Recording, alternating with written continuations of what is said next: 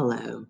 I'm Miss Cave. I'm a 25-year veteran teaching art with Wake County Public Schools, and I get the pleasure of being your child's instructor this spring.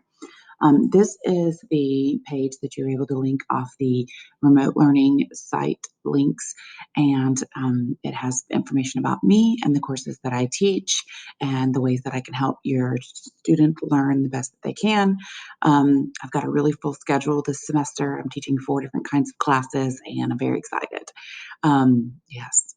I've got an interesting situation where I have 2 classes during second period. So you may be a parent of one of my art history students, and we actually meet during the second half of second period, and they're supposed to be working, catching up, and getting things finished from the day before the first half of second period. So it's a little interesting.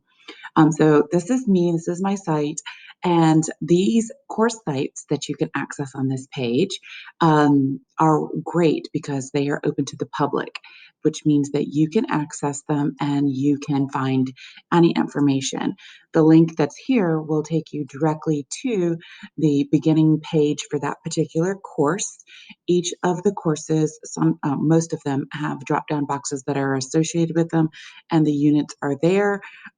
If they don't currently, then that means that they're coming, except for art history. Art history, everything for the whole course is on that one page, like everything. So, and you can access it as a parent. So let's just look at sort of how it's set up, and it's mostly the same way in each of the 4 courses. If you have any specific questions, email me at jcave@wcpss.net. We go in and we talk about what the objectives are. There's the syllabus as usual is linked that got emailed to your student, and we went over it in day 1 or 2 of class. The DPI visual art standards for high school are linked, as well as the digital learning standards for students 9 through 12. Somewhere on the page, you'll find links to the various units, unless it's art history, everything's on the same page. And those links will navigate you to whatever unit that you're on. Most students are going to be finish the orientation unit, but everything's pretty much presented the same way.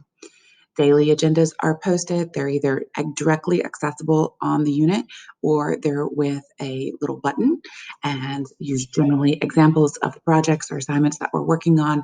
This particular one for beginner art class was just getting them doing some pre-instructional drawings. In the daily plans, things that they need are linked. And in the unit plan, we also link items in there as well. Unit plans, if there's a quiz, there will be a Quizlet study guide right at the very, very bottom. All of the links that we have to our assignment sheets or photographs or anything like that are open. If for some reason you click on one and it says that you need access, please go ahead and request access and send me an email saying, hey, it's not open and viewable on the website. I'm only human. I do make mistakes, but I try really hard to correct them as soon as I can. This particular class, the Beginner Art 1 class, has an enormous amount of students in it. And so there is a daily attendance question that they need to answer. And by tremendous, it's over 40 students in that class. So them logging into the Meet, it unfortunately lists them by their first name, alphabetically by first name. And when we do attendance, it's alphabetically by last name. So answering the attendance question posted each day will allow me to record that they were there, present, and participating. It's very simple. I send a reminder directly to that assignment if they have not answered it by noon, and then I actually do attendance later in the day. So if they're being marked absent, it's because they didn't reply to anything. They can still go back and fix it until Friday at 4:30 p.m. when I delete all those assignments for beginner. For the rest of the courses, I have a more reasonable number of students, and so therefore it's easy for me to go in and check with the Google Meet records and have interactions that are more personal so that I remember whether or not they were in class. But with 40 plus students, it's hard. So it's time for your student to step up and answer that question. It's very simple. Half the time it's multiple choice asking, what's your favorite color? It's one of my alarms.